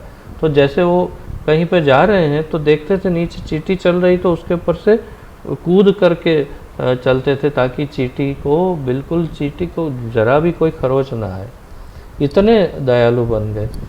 तो नारद जी के सखा पर्वत मुनि भक्ति से व्याध में इस आश्चर्यमय परिवर्तन को आया देखकर कहने लगे। तो एक बार फिर नारद मुनि उनको मिलने गए, तो अपने मित्र को, पर्वत मुनि नाम के अपने मित्र को साथ में ले गए। और फिर जब पर्वत मुनि ने देखा इसको, तो फिर कहने लगे, क्या कहने लगे? हे व्याध, तेरे लिए चींटी तक की हिंसा न करना आश्चर्य का विषय नहीं है, आश्चर्य का विषय नहीं है, क्योंकि जो भगवत भक्ति में लीन है उनमें सब दैवी सद्गुणों का वास रहता है। भक्त कभी किसी को कष्ट नहीं देता, भक्त कभी किसी को कष्ट नहीं देता। इस वाक्य को आप हाईलाइट कर सकते हैं, भक्त कभी किसी को कष्ट नहीं देता। श्रील रूप गोस्वामी पुष्टि करते हैं कि अंतःकरण और क्रियाओं की पवित्रता, शम, दम आदि सब सद्गुण भक्ति परायण पुरुष में स्वतः प्रकट हो जाते हैं। तो शम, दम, तपस, चैव, शांतिर, आर्जवम एव च, तो ये सारे जो गुण हैं वो सब स्वाभाविक रूप से भक्त में प्रकट हो जाते हैं। श्रील रूप गोस्वामी का आगे उल्लेख है कि भक्ति के 9 अंग हैं, श्रवण, कीर्तन, स्मरण, पाद सेवन, अर्चन, वंद, दास्य, साख्य और आत्मनिवेदन। ये साधन इतने शक्ति संपन्न हैं कि इनमें से एक भी साधन का आचरण करने से निश्चित रूप से अभिष्ट सिद्धि होती है। जो भगवत कथा के श्रवण में अनुरक्त है और जो नाम कीर्तन करता है, वे दोनों ही भक्ति के अभिष्ट लक्ष्य को पाते हैं, प्राप्त करते हैं। चैतन्य चरितामृत में इसका विशद प्रतिपादन है। कोई एक साधन कर 2, 3 अथवा सब के सब साधन अंगीकार करे, अंत में वह स्पृहणीय भक्ति योग में निष्ठ हो जाएगा। भक्ति के उपरोक्त साधनों में से एक भी साधन करने से समसिद्धि को प्राप्त हुए भक्तों के बहुत से उदाहरण हैं। श्रीमद् भागवत के श्रवण मात्र से महाराज परीक्षित को, श्रीमद् भागवत के कीर्तन से सुखदेव गोस्वामी को, निरंतर भगवत स्मरण करने से प्रहलाद जी को, भगवान के चरण कमलों के सेवन से लक्ष्मी जी को, मंदिर में अर्चन करने से राजा पृथु को, वंदन से अक्रूर को, भगवान राम के दास्य से हनुमान जी को, कृष्ण के सख्य से अर्जुन को और श्री कृष्ण के चरण कमल में सर्वस्व अर्पण करने से बलि महाराज को जीवन के परम फल की प्राप्ति हुई। अब आपका ये गृह कार्य है, घर में बैठ के करना है। ऊपर पहले 9 भक्ति के अंग बताए, नवधा भक्ति, श्रवण, कीर्तन, स्मरण आदि, और नीचे भक्ति के उन 9 अंग के एक एक उदाहरण दिए। तो आप इसे पढ़ करके और फिर पुस्तक में अपने जो जहाँ नोट्स बना रहे हैं उसमें एक एक अंग के सामने ये जो उन उदाहरण दिए हैं उसे स्पष्ट लिखिएगा, ताकि कभी भी आगे आपको नवधा भक्ति याद आए और उदाहरण याद करना हो तो उसको देखते ही तुरंत आप देखेंगे, अच्छा दास्य का कौन है? ओ हनुमान जी, यहाँ लिखा हुआ है। तो इस प्रकार आप एक एक भक्ति लिखिए और एक एक उसका उदाहरण, केवल नाम, जैसे स्मरण तो ये, अर्चन तो ये है, इस तरह से एक एक नाम करके आप बाद में नोट्स लिख लीजिएगा। अवश्य करिएगा इसको, आपको बड़ा इससे फ़ायदा होगा। ऐसे भी भक्त हुए जिन्होंने भक्ति के सब साधनों का आचरण किया। श्रीमद् भागवत 9:4-18 से 20 में अम्बरीश महाराज की सर्वांग भक्ति का वर्णन है। ये श्लोक तो बड़ा फेमस है, सबको कंठस्थ करना भी चाहिए, जब तक अगर हो सके तो करना चाहिए, नहीं तो कम से कम पहली 1-2 लाइन तो कंठस्थ करनी चाहिए, जिससे अम्बरीश महाराज का उदाहरण किया है, बड़ा प्रचलित है। जितने भी भक्त होते हैं, चाहे इस्कॉन में हो ना हो, परंतु ये श्लोक बड़ा फेमस है सभी वैष्णवों में, क्योंकि अम्बरीश राजा ने अपने सारे अंगों, सारी इंद्रियों को भक्ति में कैसे लगाया, उसका यहाँ पर उदाहरण है इसमें।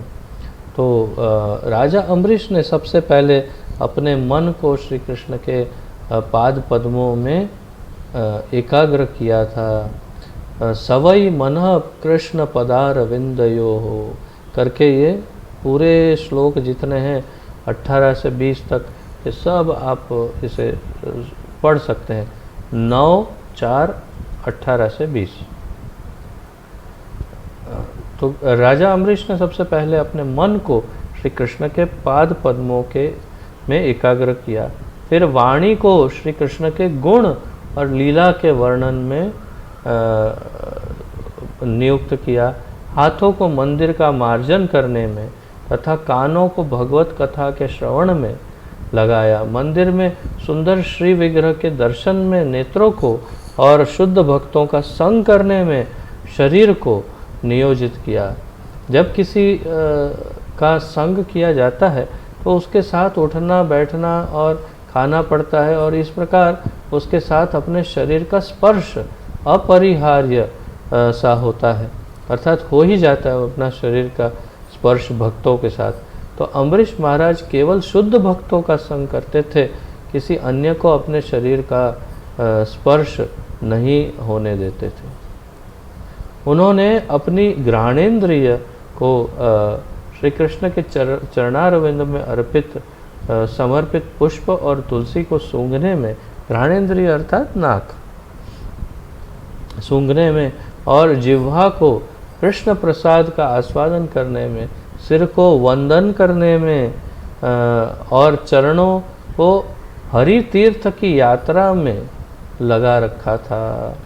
वे राजा थे, धन का अभाव न था, अतः श्री कृष्ण को अतिशय उत्तम भोग निवेदित करते और फिर उनका प्रसाद ग्रहण करते थे। उनका एक सुंदर सा मंदिर था जिसमें भगवान का बहुमूल्य वस्त्र अलंकार आदि से मनोहर श्रृंगार किया जाता और नाना व्यंजनों का भोग लगता। इस प्रकार वे निरंतर पूर्ण रूप से श्री कृष्ण भावना के परायण थे। तो ये सारे श्लोक बड़े स्टडी करने लायक है, अवश्य बैठ के स्टडी करिएगा कि किस प्रकार अपने एक एक अंग, एक एक इंद्रियों को, सब कुछ, अपने सर्वस्व को, हर एक जो कुछ उनका था वो सब कुछ उन्होंने भगवान की सेवा में कैसे लगाया था अम्बरीश राजा ने। बहुत ही विलक्षण उदाहरण है, इसे अवश्य स्टडी करना चाहिए। इस संपूर्ण विवरण का भाव यह है कि हमें महाभागवतों के चरण चिन्हों का अनुसरण करना चाहिए। महाजनों ये न गतः सपंथा, जिस रास्ते पर महाजन या महाभागवत भक्त चले हैं उनके पीछे पीछे चलना चाहिए।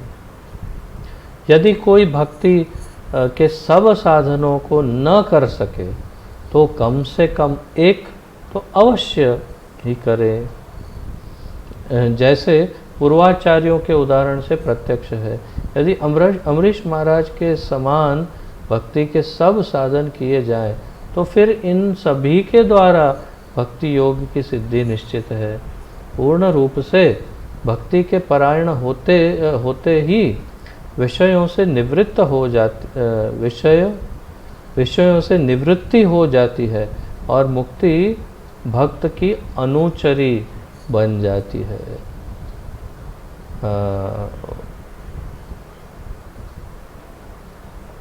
मुक्ति वो याद नहीं आ रहा है इसमें। पता है कि मुक्ति तो उनकी दासी हो जाती है, तो वो श्लोक मुझे स्मरण नहीं हो रहा है, परंतु यही बात यहाँ पर वही श्लोक का विवरण किया है प्रभुपाद ने। पूर्ण रूप से भक्ति के परायण होते ही विषयों से निवृत्ति हो जाती है और मुक्ति भक्त की अनुचरी बन जाती है। मुक्ति जो है भक्त की दासी बन जाती है। बिल्व मंगल ठाकुर के इसके प्रमाण है। भगवान में अनन्य भक्ति होने पर मुक्ति सेविका के समान भक्त के पीछे पीछे चला करती है। तो मुक्ति मुकुतांजलि, मुक्ति जो है वो भक्त के पीछे पीछे चलती है और उनको विनती करती है भक्त को, अरे मुझे स्वीकार करिए ना, अरे मेरा स्वीकार करिए, मेरे सामने तो देखिए ना। और भक्त उसको तिरस्कार करते हैं, अभी आप बाद में आना, अभी नहीं चाहिए। तो मुक्ति को तिरस्कृत करते हैं भक्त। श्रील रूप गोस्वामी कहते हैं कि वैधि भक्ति को आचार्यगण ऐश्वर्य मर्यादा का मार्ग भी कहते हैं। वैधि भक्ति को आचार्यगण ऐश्वर्य का अर्थात मर्यादा का, यहाँ पर इस प्रकार इसका अनुवाद किया है। अंग्रेजी में क्या किया है अनुवाद, लास्ट लाइन?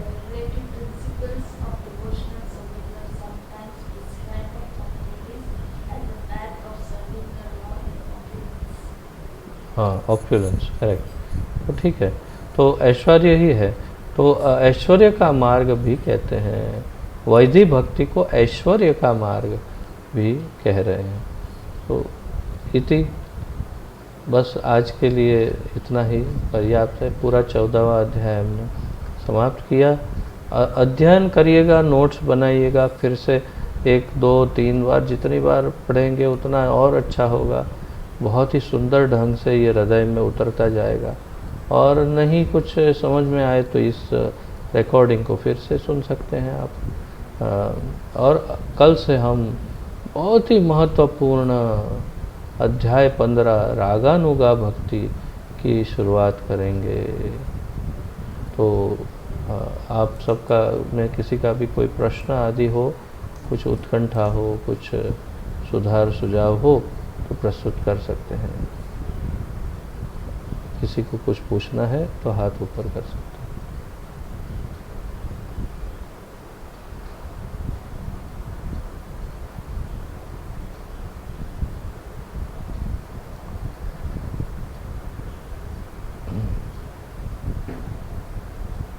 लगता है आज समदर्शी प्रभु नहीं आए हैं, तो अवश्य ही उनकी तबीयत ठीक नहीं होगी। अब पूछताछ करिएगा क्या हुआ, और हम सब प्रार्थना भी करेंगे जो भी बीमार है या परेशान है।